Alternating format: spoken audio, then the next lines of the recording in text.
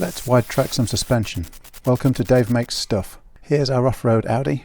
We've lifted the suspension, but that's brought all sorts of problems. The wheels have positive camber. The big tyres are touching the backs of the arches. The front anti-roll bar crashes into absolutely everything. The ball joints and the track rods are right on their limit, and the wishbones hit the subframe. I'd say that was reason enough for different suspension. So here we're taking the old suspension off, ready to create some new suspension which is wider to correct the camber, make the wheels both stand upright, that will move the wheels forward a bit so they don't catch in the arches, and that will sort out all the ball joints and bushes so they all sit where they're supposed to. Got to take the brakes off before we can undo the hubs.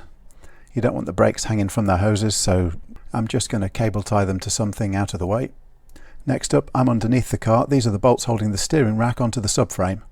Julia's on the other side doing exactly the same, but brake disc! Sorry, camera fell over. Anyway, now that all that's detached, we can get on with unbolting the subframe. There's 4 big bolts in total, all on big 21mm sockets. The subframe's not actually levitating as Julia undoes the last bolt. It is supported on a jack. And there's one last bolt here which stabilises the engine. Now we lower it down with the sort of arty intercut shots that make you expect the two items to collide disastrously at any moment. And voila, subframe, car, daughter, substantially intact. Next up, I'm swapping the Audi forged wishbones for VW Golf pressed steel ones. The main reason for this is that the Audi is designed for its suspension to sit right when it's really low. The Golf is designed to sit right when its suspension is a bit higher. And clearly we're a little taller than the average TT. A little. Also, trying to cut and weld forged wishbones is not a sensible idea. So if we want to modify the geometry, the Golf ones are a much better idea. If that pair will hurry up and bolt some things up, perhaps we can measure the angle to the vertical of the two wheels. So we have 4.9 degrees out on one, 3.1 in the other direction on the other. Keep in mind my drive is not flat, that's 4 degrees of positive camber on each side. And that, unless we modify these wishbones, will give us bad tyre wear and bad handling. The first change I'm preparing to make here is to bend the wishbone so that the inboard end sits flat, the outboard end sits flat, but the bit in the middle slopes down. So then all the suspension bushes will sit the way they're supposed to. I'm shooting for a 15-degree bend, so I've cut through 3 sides of it so that I can bend it, leave the 4th side intact, and then weld it solidly back together. And let's be really clear, don't do this as your first welding job.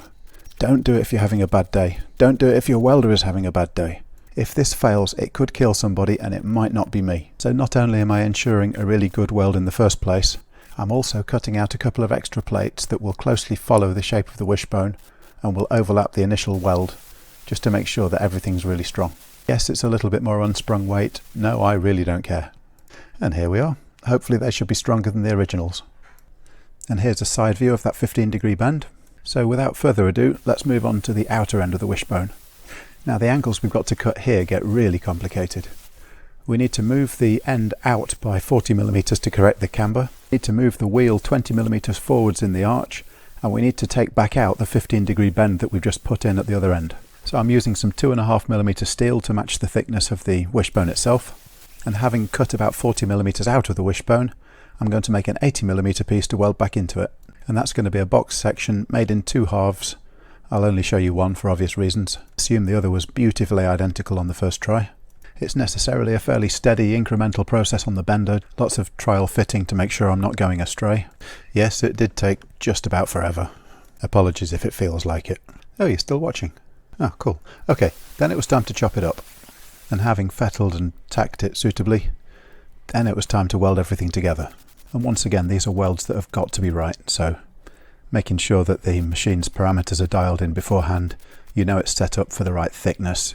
You've just got to remember that you've got to be able to put it on the road, give it a beating, expect it to survive. A little bit of tweaking to the shape just here, give it a quick clean, and I'm confident that that's strong enough to do the job. So here's a top view showing how the outer end of the wishbone has moved forward, and now here's a side view showing how the inner and outer ends are flat, but they're offset vertically from each other. And then, just like before, let's weld a reinforcing plate over it. I'm starting out with the plate flat, but once you've got part way through welding it and it's well held down and quite warm, you can use the hammer to conform its shape more closely to the part you're trying to weld it to. I'm trying to make sure there are no pinholes where water can get in, because I don't want rust starting in between the 2 plates where you can't see it or fix it. I also want to stay well away from the bolt holes. A quick brush off and another plate on the other side. I'd say that's the first wishbone finished. So over to Julia to have a go at painting it. For now it's getting a quick coat of primer inside and out, and I'll come back with a top coat and some cavity wax later. Now I need to make the other wishbone a perfect match. Anyway, next up, the track rods that control the steering are now 40mm too short as well. We need to extend it just here where it screws into the steering rack. And happily an Audi TT track rod end is exactly the right thread and designed for steering forces as well. And now we've got 2 spare ones because we're using Golf steering rods. We're going to cut the 2 we've got up and make spacers out of them. I'm cutting a little bit on the long side so that it can then be trued up once it gets in the lathe. We're also going to need this driveshaft bolt, which has the right male thread.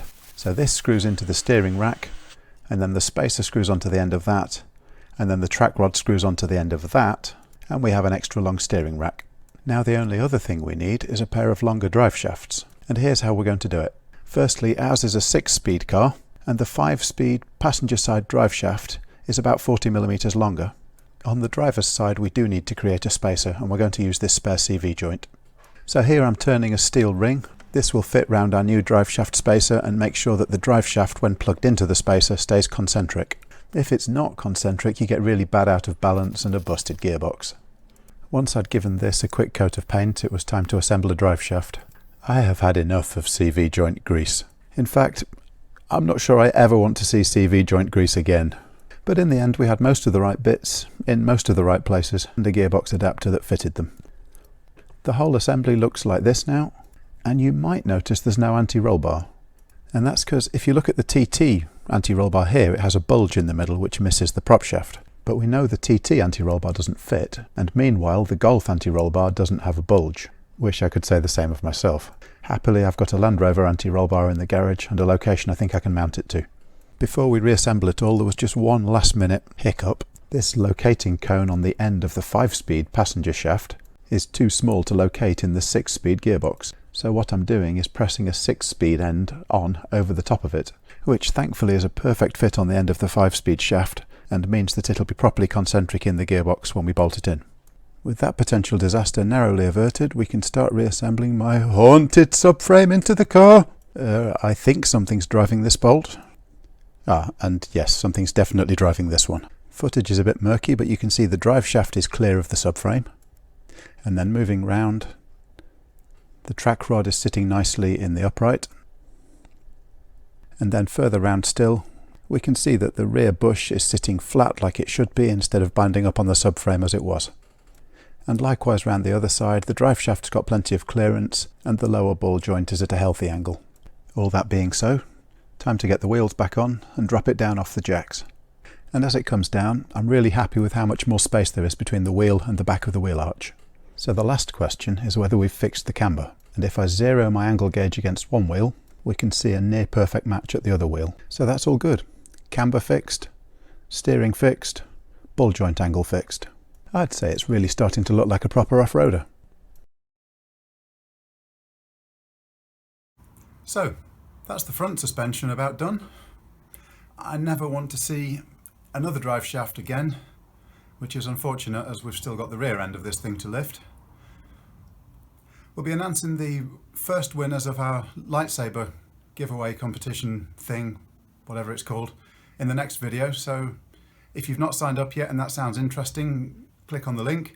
If you've not signed up yet and that doesn't sound at all interesting, don't click on the link. Either way, hopefully see you in the next one. Oh yeah, where are my manners? Thanks for watching.